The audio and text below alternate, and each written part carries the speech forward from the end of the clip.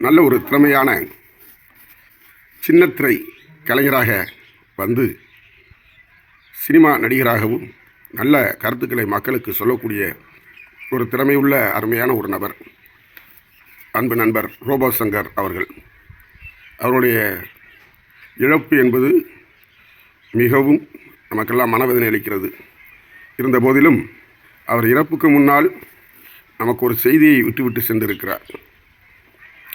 அவர் சொன்ன வார்த்தை வீடியோவாக ஒளிப்பதிவேற்றிருந்தார்.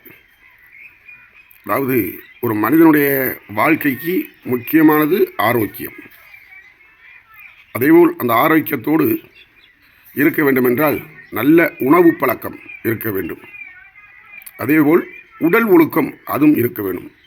அப்படி இருந்தால்தான் நெடுநாள் வாழ முடியும். இல்லை என்றால் மனிதனுக்கு வாழ்வு ஆயுசு குறைவு என்று சொன்னார். அதனால் உண்கின்ற உணவு, நாம் ஆரோக்கியமான உணவை சாப்பிட வேண்டும்.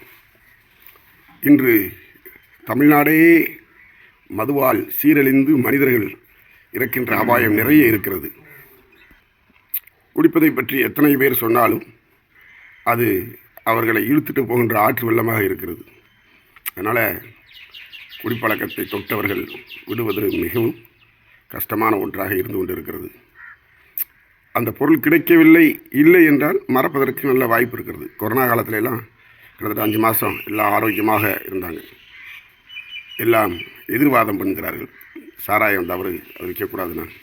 என் கடையில் பால் டாயில் விற்கிது, மருந்து கடையில், அதையே வாங்கி குடிக்க மாட்டேங்கிறான்னு சொல்லி இந்த திராவிட மாடல் கட்சியினுடைய நண்பர்கள் சொன்னால் எதிர்ப்புக்கு வருகிறார்கள்.